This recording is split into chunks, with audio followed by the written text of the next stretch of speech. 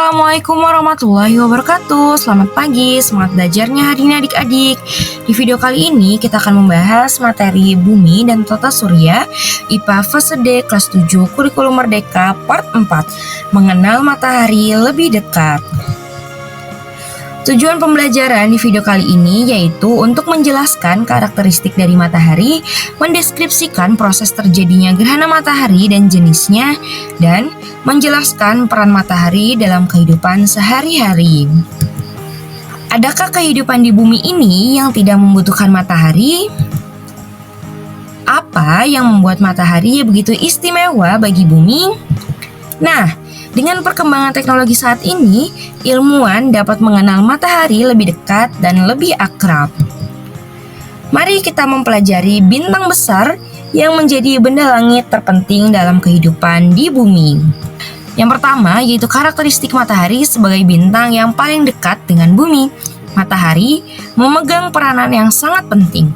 Tidak hanya sebagai bintang terdekat, matahari juga menjadi benda langit paling terang dan paling besar di tata surya.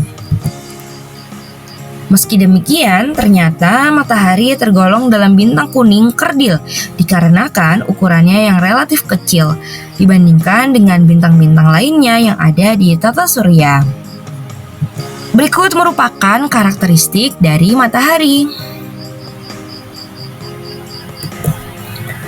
Beberapa karakteristik matahari yang dapat diamati dengan teleskop surya khusus dari bumi adalah sebagai berikut.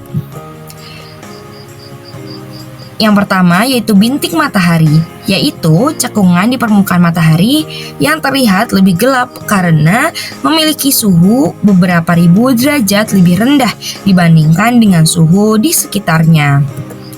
Yang kedua, suar surya, yaitu ledakan atau semburan yang terjadi di atmosfer matahari. Suar ini melepaskan sejumlah energi yang besar. Yang ketiga, prominensa matahari, yaitu bagian matahari yang menyerupai lidah api di permukaannya, mulai dari lapisan fosfor hingga korona. Yang keempat, angin matahari, dibentuk oleh aliran partikel yang dipancarkan matahari secara terus-menerus. Yang kedua, kita akan membahas gerhana matahari. Gerhana matahari terjadi ketika bulan hadir di tengah-tengah matahari dan bumi. Ada 3 jenis gerhana matahari yang dijelaskan, yaitu yang pertama, gerhana matahari total terjadi saat matahari tertutup bulan secara menyeluruh. Yang kedua, gerhana matahari sebagian terjadi saat bulan menutupi sebagian dari matahari. Dan gerhana yang ketiga yaitu gerhana matahari cincin terjadi saat bulan yang menutup matahari berada pada titik terjauhnya dari bumi. Berikut merupakan ilustrasi dari gerhana matahari total. Berikut merupakan ilustrasi dari gerhana matahari sebagian. Dan berikut merupakan ilustrasi dari gerhana matahari cincin. Yang ketiga, kita akan membahas peran matahari dalam kehidupan manusia. Tidak ada makhluk di muka bumi ini yang tidak membutuhkan matahari. Bahkan, makhluk hidup yang hidup di lingkungan dingin sekalipun, matahari memegang peranan sangat penting dalam kehidupan. Energi matahari dalam bahan bakar fosil, tumbuhan dan hewan yang mati ribuan tahun dan terkubur di kerak bumi dipanaskan terus-menerus oleh matahari. Kita menggunakan fosil ini untuk dijadikan bahan bakar kendaraan di masa ini. Tanpa peran matahari, fosil tidak dapat kita manfaatkan pada hari ini. Selanjutnya yaitu kehangatan matahari untuk kesehatan tubuh. Berjemur dan mendapatkan sinar matahari yang cukup seringkali menjadi resep hidup sehat.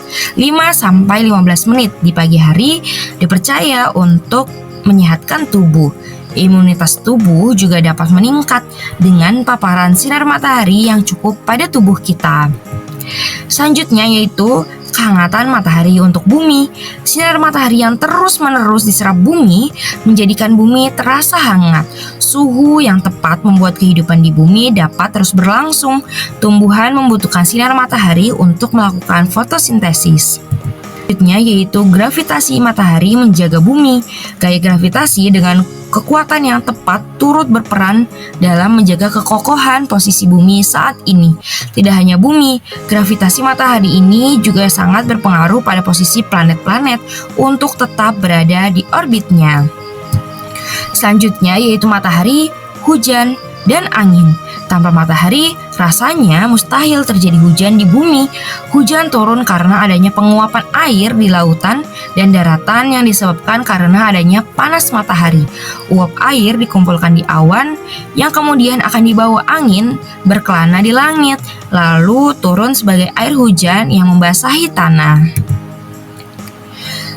Terima kasih telah menyaksikan video ini. Jangan lupa untuk klik tombol like, share, dan subscribe. Dan jangan lupa saksikan video-video selanjutnya. Wabillahi taufiq wal hidayah. Wassalamualaikum warahmatullahi wabarakatuh.